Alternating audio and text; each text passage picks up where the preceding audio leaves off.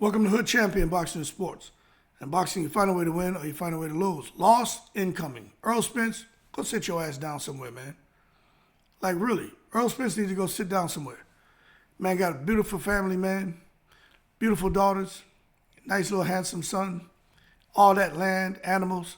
He got a real relaxing lifestyle. There's no need for this man to be fumbling around with boxing.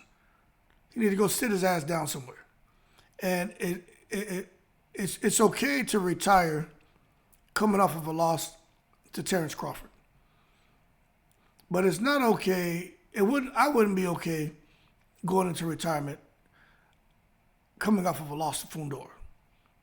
Because I really believe Fundora is going to beat Errol Spence.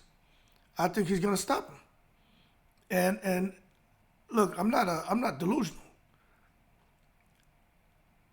And what I mean by that is I'm not delusional to think that because Fundora beat Tim Tszyu, that all of a sudden now Fundora is going to beat Errol Spence. No, what I'm telling you is Errol Spence, I'm still going to talk about that car accident and the fact of what he went through with Crawford and all the post-Crawford fight injuries and surgeries and the inactivity.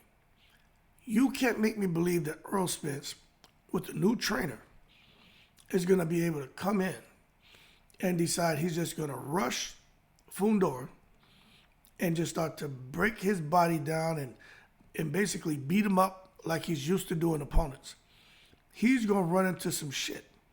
And the problem with Errol Spence, and I've talked about before, that scar tissue he has, it won't take much for that shit to get opened up and get exacerbated. It won't take much. Fundora is the guy to do it. There's a reason why Fundora is out here knocking out everybody. There's a reason why this man has one loss. There's a reason why. Fundora, although he's 6'6", and he's like a damn, totem pole, Fundora is strong. Madrimov came out and spoke about Fundora. He sparred Fundora, and he said, this is what he said.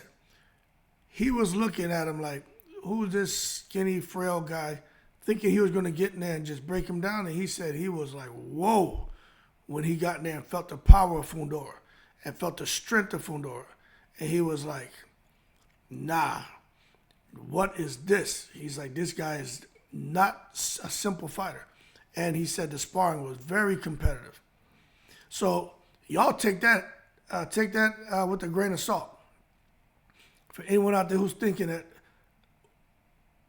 what Madrimov thought before he sparred him, y'all can think what you want. There's a reason why, because you would think somebody would hit Fundora in the midsection, just fold him over, just break him in half and shit, right? That is not the case. Fundora is the real deal, and Errol Spence was the real deal at a point in time. He's not the real deal anymore. What's Errol? The truth? He ain't the truth no more. Is Errol, once upon a time, Spence. And it's okay, man. That man he went there. No one should come out here and disrespect Errol Spence because of what he's gone through. It's like Errol Spence, Vinny Pazienza. That's unique situations. It's not like a guy just goes out here and breaks a finger, sprains his ankle. Maybe he breaks his hand. Okay, whatever. Ain't nobody worried about that. That's not significant, okay? It's trivial shit.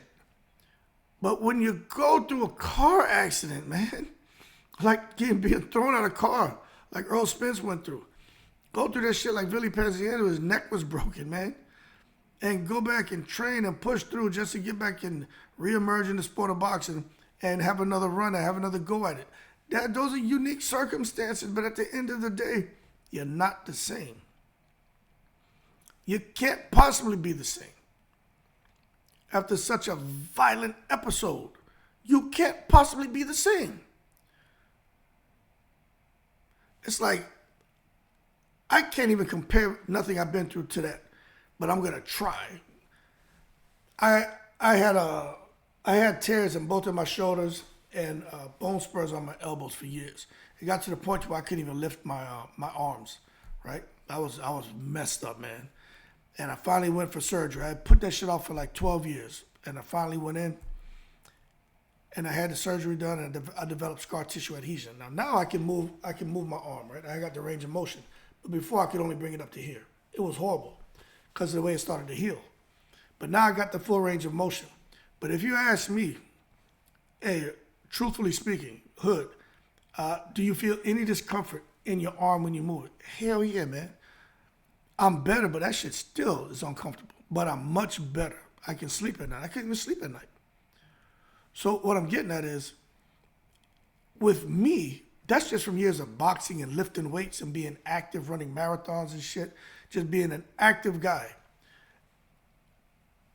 To go and have to get those things corrected and to not be 100% and for that to affect my daily lifestyle, because it does.